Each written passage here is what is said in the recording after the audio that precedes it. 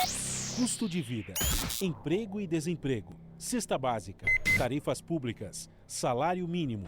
Agora, na Brasil Atual, a análise do DIEESE.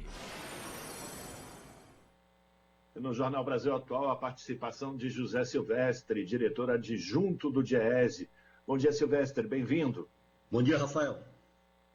O ministro Paulo Guedes ontem, Silvestre, fez uma afirmação de que espera a perda de aproximadamente 300 mil vagas formais de trabalho em 2020.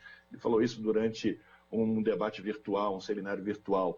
Agora, o ministro Paulo Guedes fala tanta coisa e tanta coisa que não se concretiza. É possível acreditar nessa previsão de Paulo Guedes? Como é que você vê o quadro do emprego formal, dos postos de trabalho formais aqui no Brasil, de agora para frente? Olha, primeiro, em relação ao comentário do ministro Guedes, como você bem frisou, não é a primeira vez, ou seja, muitas das vezes que ele faz previsões, as previsões deles não se concretizam, né? Eu acho que em relação ao mercado de trabalho brasileiro, primeiro, esses 300 mil que ele está estimando, eu creio que deve ser muito mais do que isso, né? Porque nós temos visto aí os dados divulgados pelo IBGE a partir da Pesquisa Nacional por Amostra de Domicílio Contínua, PNAD, que a pandemia, quer dizer, a situação do mercado de trabalho já vinha ruim e ela se aprofundou com a pandemia. Nós já víamos uma economia que já vinha ruim, né? Já vinha com muita dificuldade desde o final de 2014 e, sobretudo, nos anos de 2015 e 2016 nós tivemos aquela recessão. Os anos seguintes foram anos onde o crescimento do PIB também foi muito pequeno, assim, ali ao redor de 1%, né?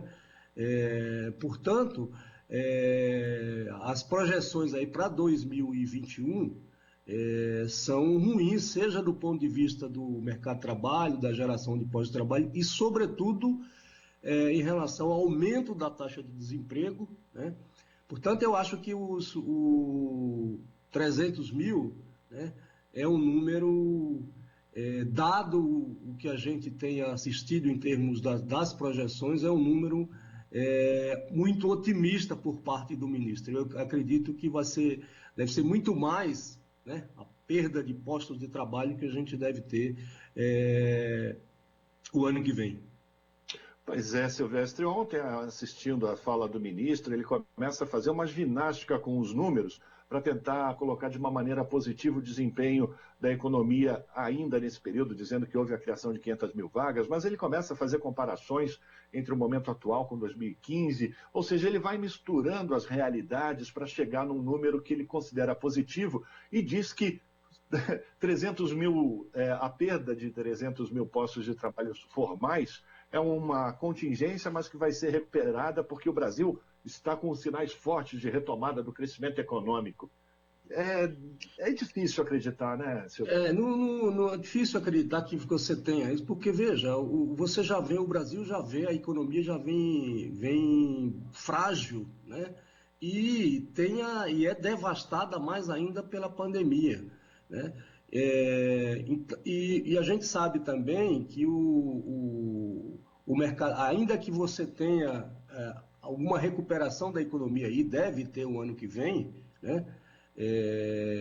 Embora seja uma recuperação fraca, né? Dada a necessidade de geração de postos de trabalho, é muito difícil acreditar que você tenha... porque você também tem o seguinte, nós temos que considerar que você tem uma taxa de ociosidade das empresas, tá certo? E que essas empresas, ao retomarem as suas atividades, elas não devem fazer, digamos, novas contratações, né? Porque tem ociosidade. Portanto, não creio que nós tenhamos apenas essa perda de postos de trabalho. O ministro Guedes, é isso que você lembrou, quer dizer, as falas são muito otimistas que contradizem a realidade, né, da economia brasileira. Estava vendo aí, por exemplo, acho que uma questão fundamental, né, e que se mostrou positiva, uma iniciativa positiva do governo, que é o auxílio emergencial, né, que o governo até agora não diz aliás, ao contrário, o que o Guedes está dizendo é que não terá renovação do auxílio emergencial, que se encerra agora em dezembro. E esse recurso foi fundamental para minorar a situação da população e, inclusive, fazer com que a economia não caísse tanto, né? Não fosse tanto ao fundo do poço como foi. Quer dizer, se não fosse o auxílio emergencial, certamente a nossa situação seria muito pior, sobretudo do ponto de vista da desigualdade, enfim, da miséria, né? Da necessidade das pessoas, né?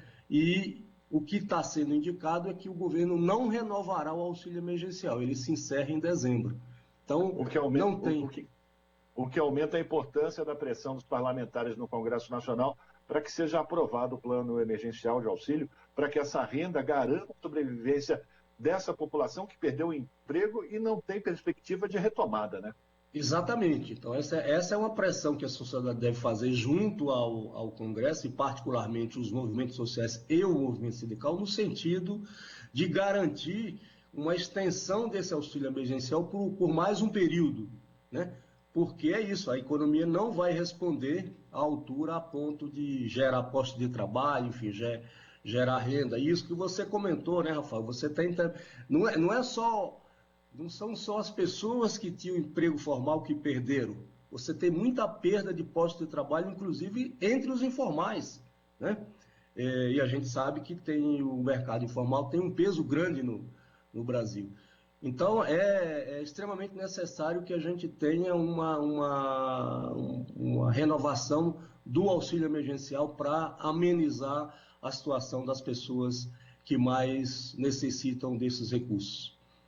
Pois é, você falou de emprego informal e, infelizmente, boa parte desses empregos dizem respeito ao trabalho doméstico. E ontem o IBGE mostrou números que mostram a grande redução entre esses trabalhadores no trabalho doméstico, mais de 1 milhão de postos ou de possibilidades, né, de trabalho encerrados durante esse período da pandemia.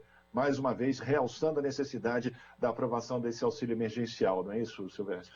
Exatamente. E veja, nesse segmento do mercado de trabalho, que é o emprego doméstico, né, nós tivemos perdas de postos de trabalho, tanto do ponto de vista dos trabalhadores domésticos formalizados, aqueles com carteira, e também entre aqueles informais, ou seja, que não tem registro em carteira, que não tem cobertura, né, previdenciária e assim por diante.